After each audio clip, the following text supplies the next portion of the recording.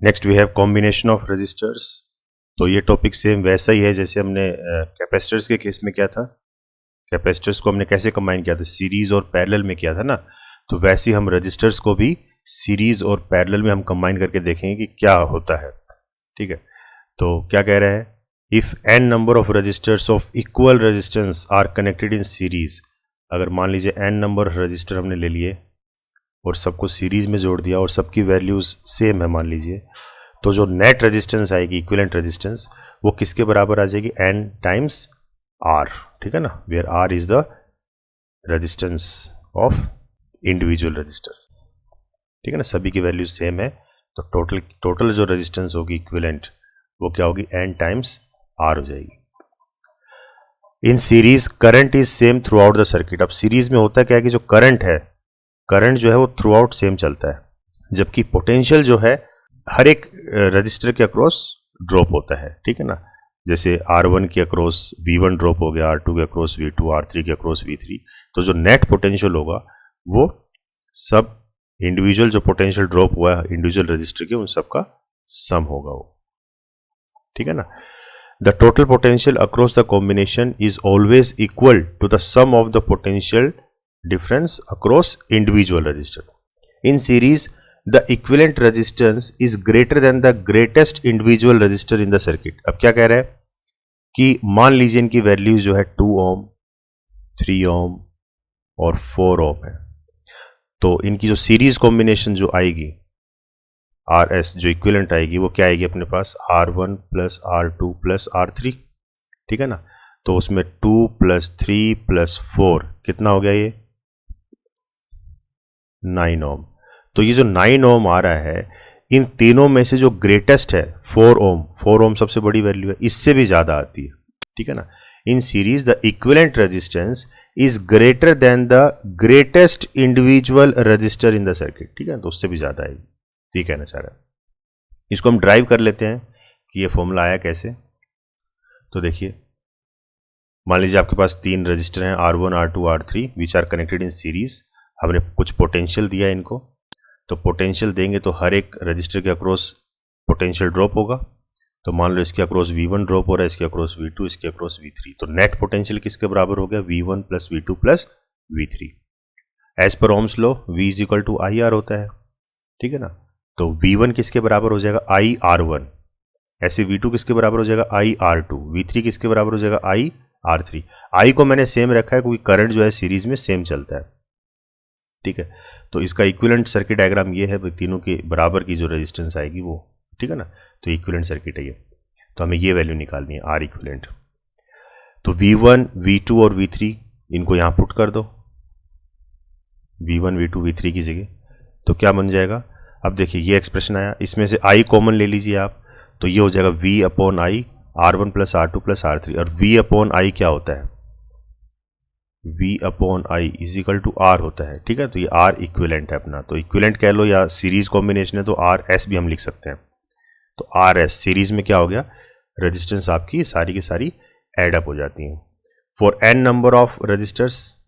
तो ये इक्विवेलेंट क्या हो जाएगा, R1 plus R2 up to Rn। ठीक है ना, तो ये, और if all resistors are same in value, अगर वैल्यू सबकी सेम है, यानी कि R1 is equal to R2 is equal to R3 is equal to Rn, सबकी वैल्यू सेम है, तो अपन इसको R मान लेते हैं। ठीक है ना, तो उस केस में आपकी इक्विवेलेंट क्या हो जाएगी, तो सभी की जगह आप R plus R up to हम R मतलब n टाइम्स R ले सकते हैं ना, तो ये n R बन जाएगा। तो ये तो था सीरीज का।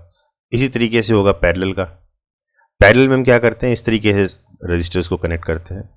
ठीक है, if n number of resistors of equal resistance are connected in parallel with each other, then the net resistance is equal to the sum of the reciprocals of the individual resistor. अब ये कह रहा है कि अगर मान लीजिए आपने n number of resistors parallel में जोड़ी हैं और सभी की वैल्यूज सेम है, सभी की वैल्यूज सेम है, तो जो इक्विवेलेंट रेजिस्टेंस आएगा वो क्या आएगा, R1 upon n times R। ठीक है ना, ये आएगा। कैसे आएगा इसको हम ड्राइव करेंगे आगे। In parallel potential difference is same through out the circuit. अब पैरेलल में होता है क्या कि पोटेंशियल डिफरेंस सेम होता है, तो जो V हमने पोटेंशियल दिया है वो सभी रजिस्टर्स के अक्रॉस सेम जाएगा, ठीक है। वो यही सप्लाई इसमें जा रही है, यही दूसरे में जा रही है, यही तीसरे में जा रही है, तो पोटेंशियल सेम होता है, लेकिन सीरीज में जो करंट है वो डिस्ट्रीब्यूट हो जाता है, ठीक है ना। जैसे इस आर्म में I1, इसमें I2 और इसमें I3, तो यहाँ पे करंट डिस्ट्रीब्यूट हो जाएगा जबकि पोटेंशियल सेम रहेगा। The total current through the combination is equal to the sum of the individual currents in the currents through the individual resistors. तो टोटल करंट कितना बन गया यहाँ पे, I is equal to I1 plus I2 plus I3, ये बनता है इसमें, ठीक है। तो इसी एक्सप्रेशन को हम आगे लेके चलेंगे डेरिवेशन के लिए। In parallel the equivalent resistance is smaller than the smallest value register in the circuit. अब क्या कह रहा है कि इक्विवेलेंट रेजिस्टेंस जो आएगी वो जो सबसे कम वैल्यू होती है इनमें उससे भी कम आएगी, ठीक है ना। जैसे मान लीजिए इसकी 2 है, इसकी 4 है और इसकी 8 ओम है, ठीक है ना, ये वैल्यूज है अपनी। तो अगर हम इसकी इक्विवेलेंट रेजिस्टेंस निकालें तो 1/R इक्विवेलेंट, रेसिप्रोकल में सब ऐड हो गए, 1/R1 plus 1/R2 plus 1/R3, तो ये हो जाएगा 1/2 प्लस 1/4 प्लस 1/8। एलसीएम आ गया 8, 2 4 जा 8, 4 2 जा 8, 8 1 जा 8, तो ये 4 5 6 और 7/8, तो 1/R इक्विवेलेंट। तो R इक्विवेलेंट कितना हो जाएगा, 8/7। तो जब आप इसको डिवाइड करोगे तो ये जो वैल्यू आएगी ये 1 पॉइंट कुछ आएगी ना। तो सबसे छोटी वैल्यू कौन सी, ये थी अपनी 2 ओम, इससे भी कम आ रही है, इससे भी कम आती है, ठीक है। तो यही कह रहा है in parallel the equivalent resistance is smaller than the smallest individual register in the circuit, ठीक है। अब ये एक्सप्रेशन कैसी आया ये हम ड्राइव कर लेते हैं। तो देखिए मान लीजिए 3 रजिस्टर हमारे पास R1 R2 R3, तीनों को हमने पैरेलल में कनेक्ट कर दिया with A supply line V, ठीक है ना। तो तीनों के अक्रॉस वोल्टेज तो सेम जाएगा लेकिन जो करंट है वो अपना डिस्ट्रीब्यूट हो जाएगा। तो हम करंट के एक्सप्रेशन को लेके चलेंगे। तो I क्या है, टोटल करंट क्या होगा, I1 plus I2 plus I3। As per Ohm's law we can write I is equal to V/R, where I1 can be written as V/R1, I2 V/R2 और I3 V/R3। we will take same because potential across parallel combination is same। तो ये values यहाँ put कर दीजिए अब equation में। तो I क्या हो जाएगा, V कॉमन आ जाएगा तो क्या बन जाएगा 1/R1 plus 1/R2 plus 1/R3। तो I/V ये हो जाएगा। तो I/V की जगह क्या बन जाएगा 1/R, ठीक है ना, ये 1/R हो गया। तो 1/R, अब क्योंकि पैरेलल कॉम्बिनेशन तो इसको हम P से भी डिनोट कर सकते हैं, 1/RP is equal to 1/R1 plus 1/R2 plus 1/R3। तो हमने क्या देखा कि पैरेलल कॉम्बिनेशन के अंदर रेजिस्टेंस जो है रेसिप्रोकल में ऐड होती हैं, ठीक है ना।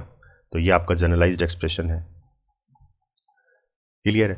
और अगर n नंबर ऑफ रजिस्टर्स हैं तो इस तरीके से ऐड हो जाएंगे। और अगर सारे के सारे रजिस्टर्स आपके सेम हैं, ठीक है, जो पीछे केस लिया था वही ले लेते हैं। If R1 is equal to R2 is equal to R3 is equal to dash dash dash Rn, सभी की सभी बराबर हैं, तो हम इसको किसके बराबर मान लेते हैं, R के बराबर मान लेते हैं। तो उस केस में 1/R इक्विवेलेंट क्या हो जाएगा आपका 1/R plus 1/R plus dash dash dash plus 1/R, ठीक है। तो ये n है ना, तो n टाइम्स R हो जाएगा, तो n टाइम्स ये 1/R, तो ये 1/R इक्विवेलेंट। तो इसको अगर करोगे तो आप ये रेसिप्रोकल करो इसको फिर से, तो R इक्विवेलेंट कितना हो गया यहाँ पे R/N, ठीक है। तो ये n नंबर ऑफ रजिस्टर्स के लिए जहाँ पे रजिस्टर्स आपकी सारी की सारी सेम वैल्यू की हैं, ठीक है, यही बता रहे थे यहाँ पे RP क्या है R/N, क्लियर है। तो ये हमने यहाँ पे ड्राइव कर लिया, क्लियर है। तो ये तो था सीरीज और पैरेलल कॉम्बिनेशन। अगर आप कैपेसिटर्स के साथ इसको कंपेयर करो तो जस्ट अपोजिट हो जाता है। कैपेसिटर्स में सीरीज में तो रेसिप्रोकल में ऐड होता है और पैरेलल में सिंपल ऐड होता है। रजिस्टर्स के केस में ये उल्टा हो जाता है, सीरीज में तो सिंपल ऐड होगा और पैरेलल कॉम्बिनेशन में रेसिप्रोकल में ऐड होगा, ठीक है। बस ये चीज़ का ध्यान रखना आपको। Next we have merits and demerits of series and parallel combination. अब इनके फायदे और नुकसान दोनों हैं, ठीक है ना। तो सीरीज कॉम्बिनेशन के क्या फायदे हैं क्या नुकसान है वो हम देख लेते हैं। Frills of bulbs used at Diwali or in marriage party are connected in series. and operated by a single switch, as it is not possible to set a separate switch for each bulb due to a large number of bulbs. अब आपने देखा होगा कि जो marriage party या दिवाली के time पे जो अपन लाइटनिंग वगैरह करते हैं तो उसमें जो एलईडीज़ होती हैं उनका एक पैटर्न होता है, काफ़ी सारी एलईडीज़ होती हैं, 50 या 60 या 100 200 एलईडीज़ एक साथ ग्लो करती हैं वो, ठीक है ना। तो अगर हर एक एलईडी को अगर आप सेपरेट सप्लाई लाइन दोगे तो आपके जो वायर्स हैं उनका एक बंडल बन जाएगा, बहुत सारे वायर्स आपको यूज़ करने पड़ेंगे और सभी के लिए आपको अलग अलग स्विचिंग करनी पड़ेगी, ठीक है ना। स्विच भी आपको अलग अलग लगाने पड़ेंगे, तो वो उसको कैरी करना ही बहुत मुश्किल हो जाएगा। तो हम क्या करते हैं, सभी एलईडीज़ को हम सीरीज़ में कनेक्ट कर देते हैं, ठीक है ना। सभी एलईडीज़ को सीरीज़ में कनेक्ट करते हैं और इससे होता क्या है कि एक सिंगल स्विच से अपना काम चल जाता है, ठीक है, और वायर भी इसमें कम लगता है। क्लियर है? तो वही कह रहा है, तो ये फ़ायदा है इसका। If two or more electric appliances connected in series and if one of them fuses or breaks, then all other appliances will also not work. अब ये इसका ड्रॉबैक है। क्या कह रहा है कि अगर इसमें से एक भी अगर आपका ख़राब हो गया, जैसे मान लीजिए ये बल्ब आपका ख़राब हो गया, तो उस केस में जो करंट है, करंट की सप्लाई जो है वो ब्रेक हो जाएगी, ठीक है ना, क्योंकि ओपन सर्किट बन जाएगा। तो उस केस में बाकी के जितने भी अप्लायंसेज हैं, बाकी के जितने भी बल्ब्स हैं, वो भी आपके काम नहीं करेंगे। तो ये इसका ड्रॉबैक है। तो सीरीज कॉम्बिनेशन में अगर एक भी खराब हो गया तो बाकी के भी आपके ग्लो नहीं करते हैं। तो ये कह रहा है different appliances requires different amount of current, if they all connected in series then they will not work properly as same amount of current flows in each resistor in series combination. अब ये कह रहा है कि मान लीजिए आपने दो अलग अलग अप्लायंसेज सीरीज में जोड़ दिए। एक तो आपने फैन लगा दिया, ठीक है, ये तो आपने फैन कनेक्ट कर दिया, एक आपने गीजर कनेक्ट कर दिया या हीटर कनेक्ट कर दिया, मान लो हीटर कनेक्ट कर दिया सीरीज में, और जब आप इसको सप्लाई लाइन दोगे तो होता क्या है, क्योंकि सीरीज कॉम्बिनेशन के अंदर सेम करंट चलता है ना, तो वो सेम करंट जाएगा दोनों के अंदर, ठीक है। जबकि फैन की रिक्वायरमेंट अलग है करंट की और हीटर की रिक्वायरमेंट अलग है करंट की। हीटर को ज़्यादा करंट चाहिए, फैन को कम करंट चाहिए, जबकि यहाँ तो सेम करंट जा रहा है, तो उसमें परफॉर्मेंस में फ़र्क पड़ जाएगा, ठीक है ना। हो सकता है फैन आपका नॉर्मल से ज़्यादा तेज चले और हीटर आपका नॉर्मल से कम ग्लो हो, ठीक है। तो ये प्रॉब्लम आती है। दूसरी प्रॉब्लम क्या आती है कि अगर एक भी अप्लायंस आपका ख़राब हो गया तो वहाँ पे सर्किट आपका ब्रेक हो जाएगा। जैसे मान लीजिए ये आपका काम करना बंद कर गया तो यहाँ पे सर्किट ब्रेक हो गया, तो फिर आपका फैन भी काम नहीं करेगा। तो ये कुछ ड्रॉबैक्स हैं इसके। क्लियर है? इसी तरीके से parallel, if any appliance connected in parallel does not work then the working of other appliances will not be affected। अब जो ऊपर जो सीरीज में जो प्रॉब्लम आ रही थी वो प्रॉब्लम हम पैरेलल कॉम्बिनेशन के अंदर शॉर्ट आउट कर लेते हैं।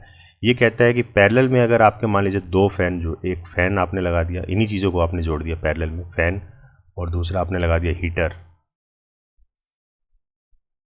और जब आप इनको पैरेलल कॉम्बिनेशन से जोड़ोगे तो होगा क्या, अब पैरेलल में क्या होता है, करंट अलग अलग होगा, करंट आपका बदल जाएगा, तो इनकी रिक्वायरमेंट के हिसाब से करंट इसमें फ्लो करता है, तो आपके अप्लायंसेस प्रॉपरली काम करते हैं। ये सबसे बड़ा फायदा है पैरेलल कॉम्बिनेशन का। दूसरा, अगर एक भी अप्लायंस आपका खराब हो गया, मान लीजिए हीटर आपका खराब हो गया, तब भी जो है सप्लाई लाइन आपकी बनी रहेगी, क्योंकि फैन के अंदर से तो करंट जाएगा ही भाई। करंट आपका I2 नहीं फ्लो करेगा, बाकी ये करंट तो जाएगा ही I1, ठीक है ना।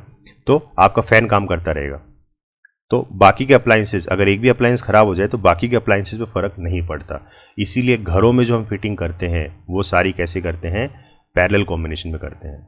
क्लियर है? In parallel combination each device receives equal potential difference, hence they can draw current as per their requirement and work properly.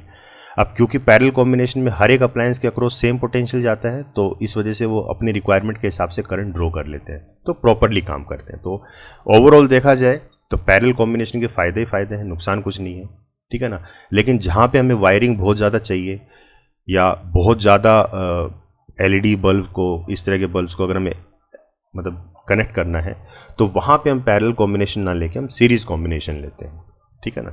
तो मेनली ये डेकोरेटिव लाइट्स के लिए ज़्यादातर यूज़ होता है। क्लियर? तो ये तो थे मेरिट्स और demerits of series and parallel combination. Dear students, here I am providing you with the link of some important books which is going to be very helpful for you. You can purchase them directly from Amazon at a very reasonable rate.